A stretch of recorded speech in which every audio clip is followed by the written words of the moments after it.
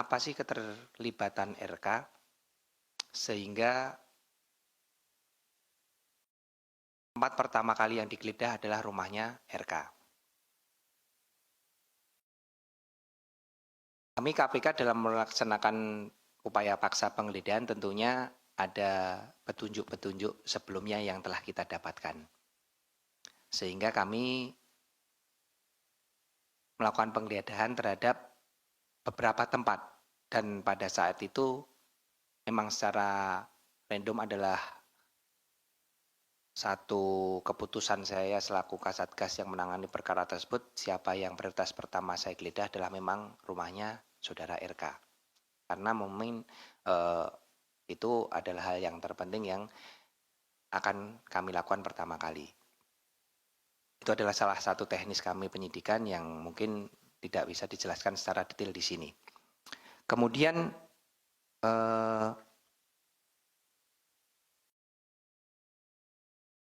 apa saja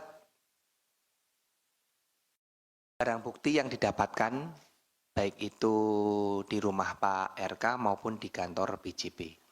Barang bukti yang kita dapatkan dalam proses penggeledahan ini,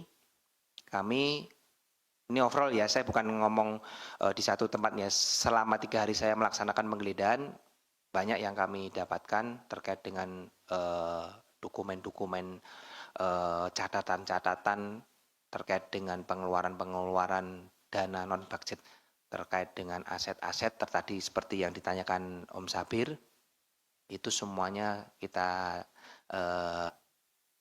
menyita sejumlah uang namun dalam bentuk deposito kurang lebih 70 miliar rupiah. Kemudian ada beberapa kendaraan roda 2 maupun roda 4. Kemudian aset tanah, rumah, bangunan juga sudah kita lakukan penyitaan dalam proses ini yang kami duga tempusnya maupun perolehannya berkesesuaian dengan perkara yang sedang kita tangani. Itu dari Mas Chandra kurang lebihnya. Bukan, tadi secara overall ya, dari semua tempatnya. Saya tidak mendetailkan karena banyak perkara, banyak tempat yang kami geledah selama 3 hari ini kurang lebih 12 tempat. Jadi saya tidak bisa mendetailkan. Nanti secara detailnya mungkin bisa disampaikan pada rilis-rilis berikutnya. Kemudian dari Om Fadil terkait dengan dana non-budgeter itu untuk apa saja. Nah, dari proses penyidikan yang telah kami laksanakan bahwa dana non-budgetan dan dari hasil penggeledahan yang telah kita laksanakan memang banyak uang-uang yang memang tidak dianggarkan di BJB sehingga diambilkan dari dana non-budgeter ini. Dan ini masih kita telusuri karena kita belum mengklarifikasi, kami hanya baru mendapatkan catatan-catatannya saja, nanti akan kita klarifikasi kepada pihak-pihak yang melakukan delivery. Ini kepada siapa, sesuai dengan catatan-catatan tersebut, kebenarannya, sehingga kami tidak bisa merilis terkait dengan detail siapa saja yang menerima terkait dana non-budgeter ini karena kita belum mengkonfirmasi terkait dengan catatan-catatan dari hasil penggeledahan yang kita temukan maupun dari transfer-transfer yang telah kita dapatkan dari PPATK. Kemudian Bapak RK ini statusnya apa? Kalau statusnya sampai saat ini beliau ya di dalam perkara ini saksi juga belum ya karena belum dipanggil saksi dan kapan akan dipanggil nanti pasti akan kita panggil karena di rumah yang bersangkutan beliau kita laksanakan penggeledahan dan ada beberapa barang bukti yang kita cita tentunya harus kita klarifikasi kepada yang bersangkutan. Terkait kapannya tentunya sesegera mungkin akan kami panggil untuk seluruh saksi-saksi terkait dengan hasil penggeledahan yang kami laksanakan untuk mengklarifikasi terhadap barang bukti yang kami ambil maupun kami sita dari tempat yang bersangkutan. Kemudian tadi benar sekali dari Mas Habir bahwa pasal yang diterapkan adalah pasal 2 dan 3, kemudian kerugian 222 itu tadi saya yang sampaikan kalau Mas Tesa tadi ngomongnya 250 ya memang kurang lebihnya ya, tetapi kami menghitung ini adalah sesuai dengan 222 ini Om Sabir dari nilai realnya ya. Jadi yang ditempatkan berapa, maksudnya yang dikeluarkan oleh BJB itu di dalam pembayaran itu kurang lebih berapa, detail, kemudian yang dibayarkan oleh agensi kepada media berapa, ini dikurangkan secara realnya sebanyak 222 miliar. Nah ini kita tadi saya sampaikan belum apakah yang ditempatkan tadi karena ada yang ditempatkan di media karena 6 agen tadi adalah memiliki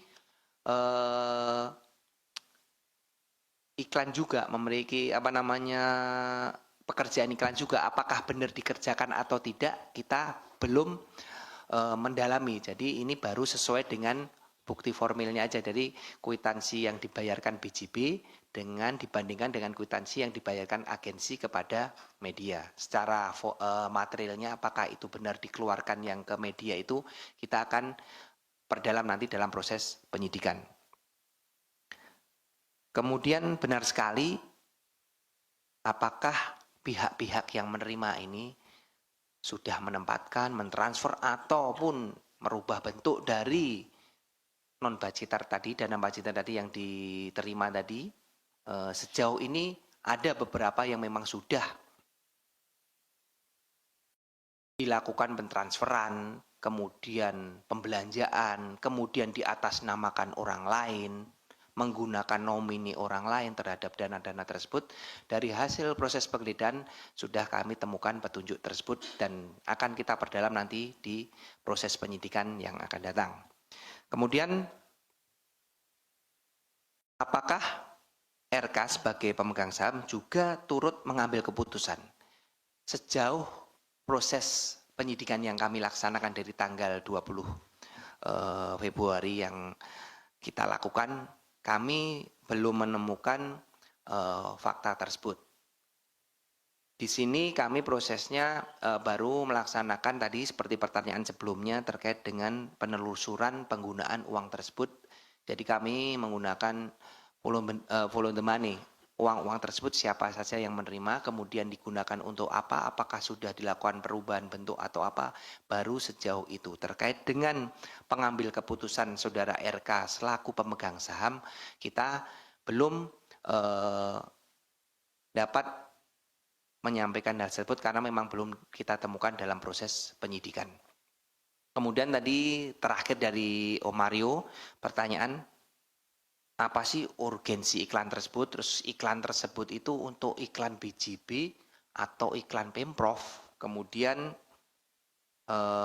iklan apa saja sih itu? Jadi supaya masyarakat tahu lah apa sih iklannya. Nah kalau iklannya tersebut adalah iklan dari khusus untuk Bank BJB. Ini kami tadi sampaikan Mario secara formilnya ya dari data-data formil yang kita temukan. Namun faktanya kita belum klarifikasi apakah memang benar itu khusus untuk iklan-iklan BJB untuk mengiklankan mereka sehingga mereka bisa lebih terkenal lagi atau untuk kepentingan lain, ini akan kita perdalam.